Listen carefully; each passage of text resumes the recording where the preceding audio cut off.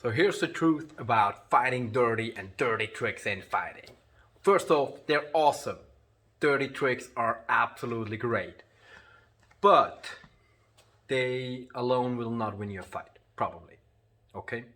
So one of my last videos was about groin kicks, and not to overrate them. They are one of the most overrated techniques in existence.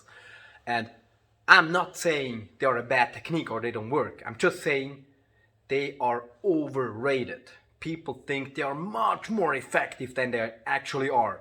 And the same is true for almost all of those dirty tricks. Okay? If your whole fighting style is dirty tricks, that's a bad idea. Okay? If you're trying to win a race, let's say against a professional race car driver or an experienced racer, then, just cutting corners will not make you win. Okay? You first off need to have like a fast car with a lot of horsepower. You need to have good brakes. You need to have good tires and stuff to even have a chance. And then you need to be good in the basics of driving, like shifting and steering and all that stuff. And then on top of that, use the tricks. Okay? And then be aware that the race car driver also knows the dirty tricks. Okay? So if you're fighting, let's say a professional fighter, and you think, I'm just gonna kick his balls and stab him in the eye and I'm gonna win. No, you will not. Okay? You will not. And no, professional fighters are not oblivious to those dirty tricks. We use them.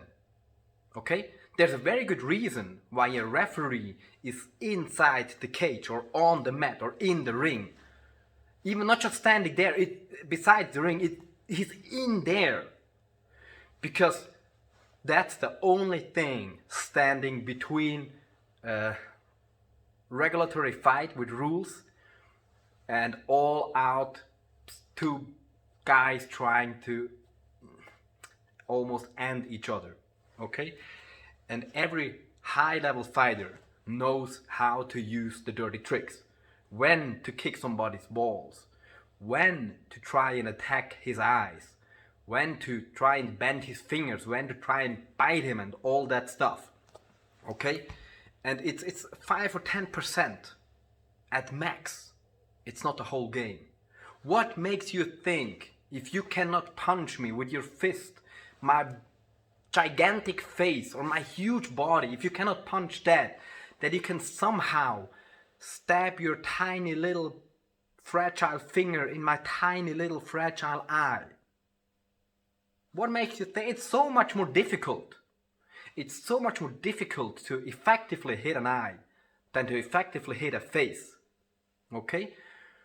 What makes you think that you can, bend and break my fingers? And what makes you think that I will stop fighting when you break my finger?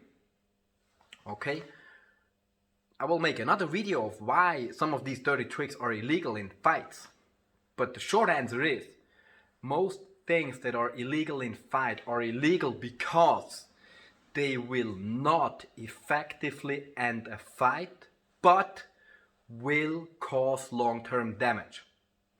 If you break my finger, I will most likely not stop the fight. I will continue fighting.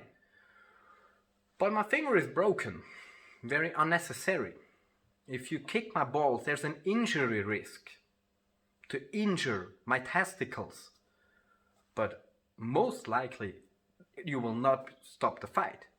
If you stab the eye, that's going to have an effect on the fight. Most likely, it's a fabulous thing. Use it wisely. But most likely, it can happen. It will not stop the fight. Okay? Same is true for hitting the back of the head. It's not banned because it's overly effective. It's banned because it's overly dangerous compared to how effective it is. Because many techniques are incredibly injury prone. Like hitting you on the jaw, it's gonna do some brain damage, but at least it's the end of the fight.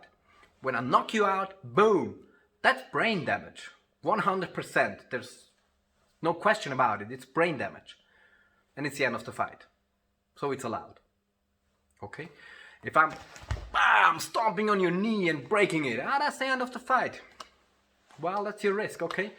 But if I'm gonna injure you for nothing, that should probably be forbidden. Like fish hooking, I'm gonna injure your face for nothing. I don't even win because of it. So the first thing about dirty tactics is do not overestimate them. They are useful, and they may not be the only thing that you train. Okay, implement them in your game. I do it. I'm a dirty ass fighter. One of my strategies is I want to make my opponent really